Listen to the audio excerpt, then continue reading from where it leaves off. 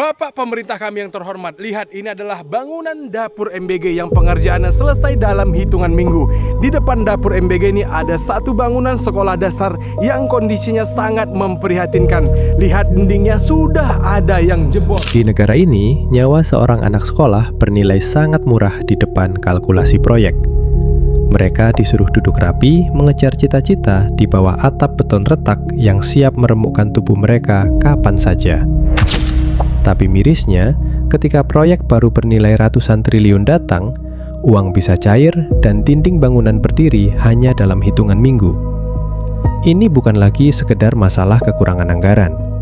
Ini adalah kisah tentang bagaimana sebuah negara menentukan siapa yang layak diselamatkan dan siapa yang dibiarkan bertaruh nyawa di dalam kelas.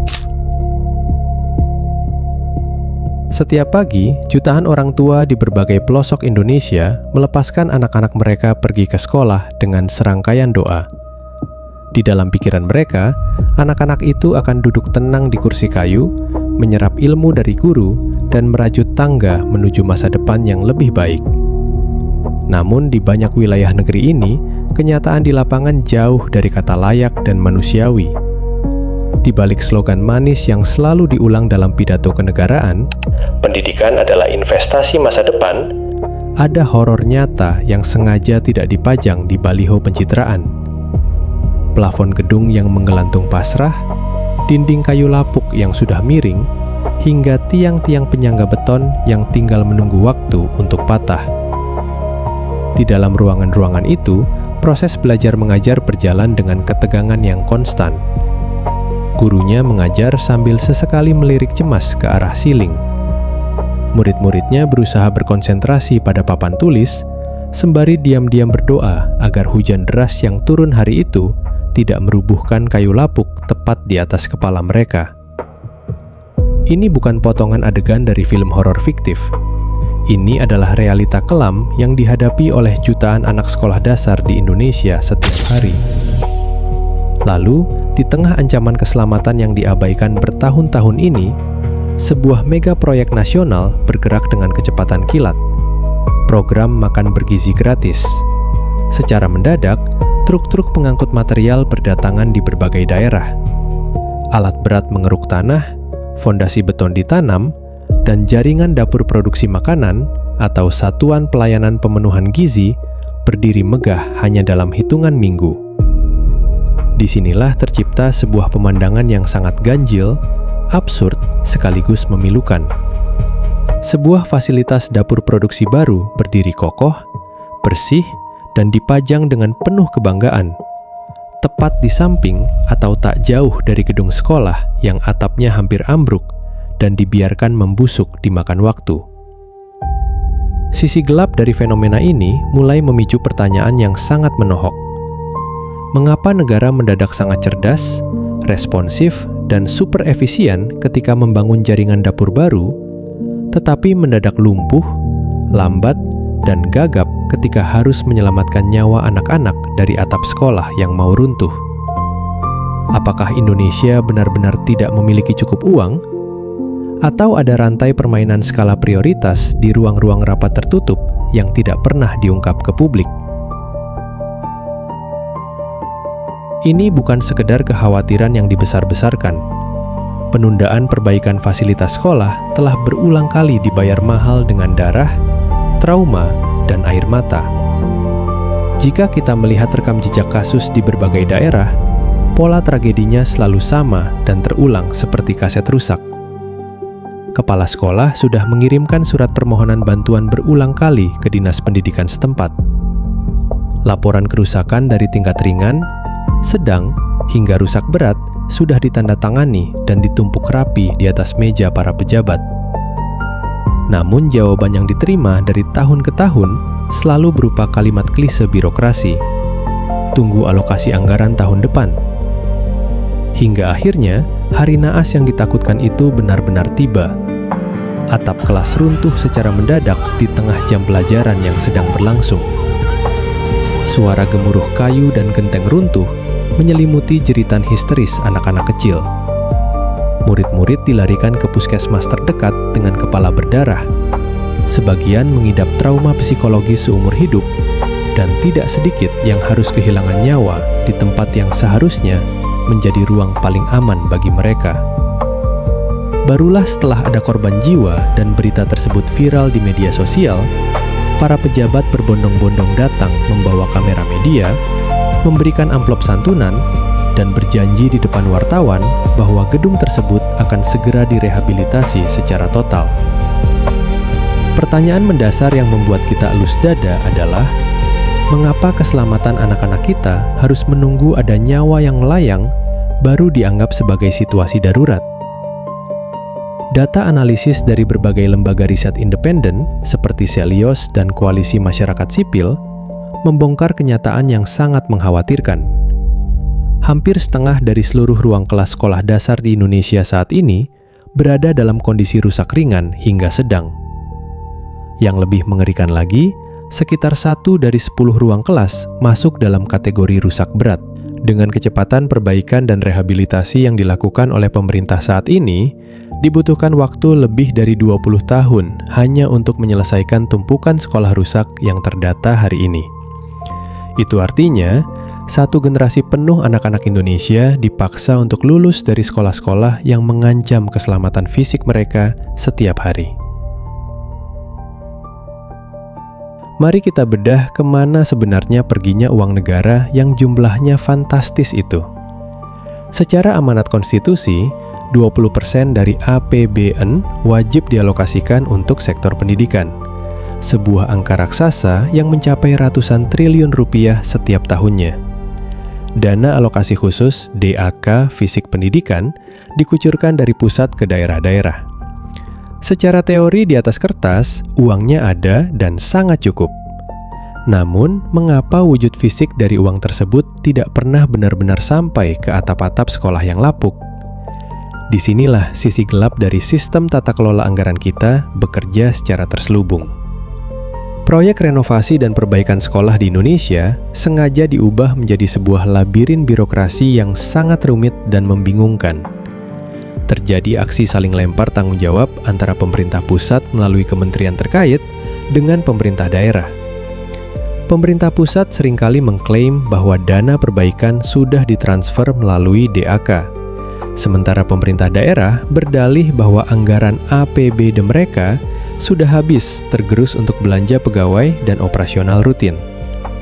Namun, di luar kelambatan birokrasi yang berbelit-belit, ada masalah yang jauh lebih kotor dan sistemik. Kebocoran ekstrim di sepanjang rantai pengadaan proyek. Investigasi penegak hukum dan temuan lembaga pemantau transparansi publik berulang kali menemukan skema permainan yang sama dalam proyek infrastruktur sekolah. Proyek rehabilitasi yang diturunkan dari pusat seringkali dipotong oleh oknum broker dan kontraktor nakal sebelum material bangunan pertama kali dibeli. Demi mengamankan margin keuntungan pribadi dan menutup biaya uang pelicin birokrasi, spesifikasi bahan bangunan disunat habis-habisan di lapangan. Semen cair yang seharusnya berkualitas tinggi dicampur dengan pasir berlebih. Kayu penyangga kelas 1 diganti dengan kayu murahan yang rawan rayap. Dan besi penopang beton ditipiskan ukurannya di luar standar keselamatan bangunan. Hasil akhirnya dapat kita tebak bersama. Anggaran miliaran rupiah yang keluar dari kas negara hanya menghasilkan renovasi asal jadi, yang tampak rapi di luar, namun kembali retak, bocor, dan lapuk hanya dalam waktu 2 hingga 3 tahun kemudian. Musuh utama dari sekolah-sekolah kita ternyata bukan sekedar karena negara ini miskin atau tidak memiliki uang, melainkan karena ada sistem yang sengaja membiarkan uang rakyat menguap di sepanjang rantai kompromi dan korupsi. Di saat perbaikan atap sekolah berjalan sangat lambat bagaikan siput, program makan bergizi gratis (MBG) melaju pesat bagaikan kereta cepat tanpa rem. Niat di atas kertas dari program ini tentu tidak ada yang memprotes. Memberikan nutrisi yang layak, menekan angka stunting, dan membantu daya kognitif anak-anak bangsa. Namun, untuk menggerakkan mesin raksasa ini, negara mengucurkan alokasi dana yang tak main-main. Anggaran MBG menyerap angka fantastis hingga ratusan triliun rupiah yang dikelola oleh Badan Gizi Nasional demi mengejar target eksekusi jutaan porsi makanan setiap harinya. Ketika uang raksasa dan kemauan politik yang sangat kuat disatukan, semua hambatan birokrasi yang biasanya kaku mendadak hilang tanpa bekas. Lahan untuk dapur produksi disiapkan dalam waktu cepat, vendor-vendor rantai pasok dibentuk, dan distribusi makanan dijalankan secara agresif. Namun, ketergesa-gesaan dalam mengejar target pada proyek bernilai jumbo selalu menyisakan celah kelam di lapangan. Mulai dari persoalan ketidaksiapan infrastruktur logistik di wilayah pelosok, persaingan sengit perebutan tender pengadaan bahan pangan lokal, hingga munculnya kasus-kasus keracunan makanan di beberapa daerah yang sempat menjadi sorotan media nasional. Hal ini membuktikan betapa risikannya sebuah program jumbo ketika dipaksakan berjalan cepat tanpa memperhitungkan kesiapan infrastruktur dasar di tingkat bawah. Di titik inilah masyarakat mulai mengurut dada dan merasakan adanya standar ganda yang sangat ironis dari negara. Ketika sebuah program baru yang bernilai proyek raksasa membutuhkan fasilitas pendukung, anggaran dan izin konstruksi bisa keluar hanya dalam hitungan minggu. Namun, ketika seorang kepala sekolah dasar di desa terpencil memohon bantuan perbaikan atap kelas yang sudah mau ambruk, permohonan tersebut bisa mengendap bertahun-tahun di meja dinas tanpa ada kepastian. Muncul sebuah kalimat sindiran yang teramat pahit namun logis yang bergema di tengah masyarakat. Apakah negara sedang memberi makan anak-anak kita agar mereka kenyang, tepat sebelum mereka tertimpa reruntuhan atap sekolahnya sendiri?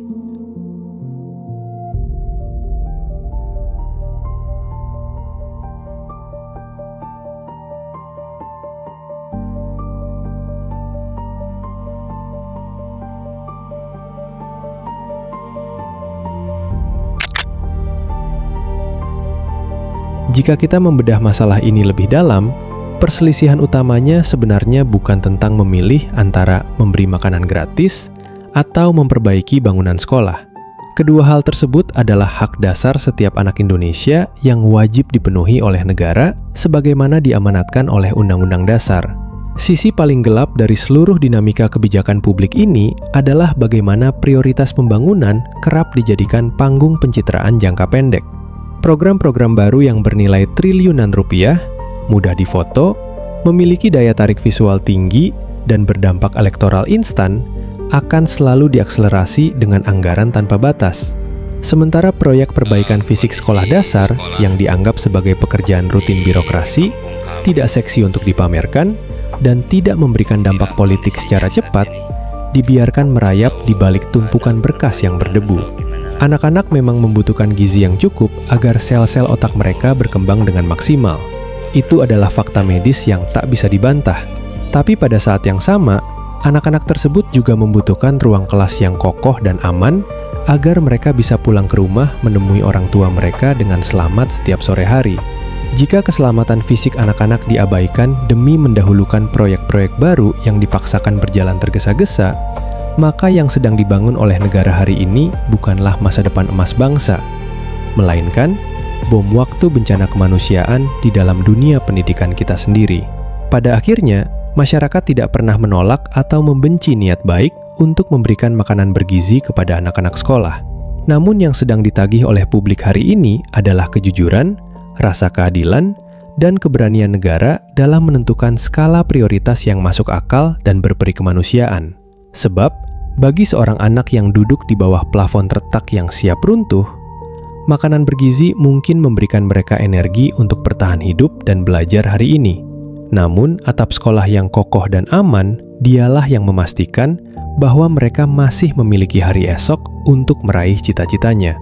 Selama masih ada anak-anak di pelosok negeri yang harus belajar sambil cemas menatap langit-langit kelas yang siap meremukkan tubuh mereka, selama itu pula, pertanyaan investigatif ini akan terus bergema di atas kepala kita semua. Kepada siapa sebenarnya negara ini berpihak?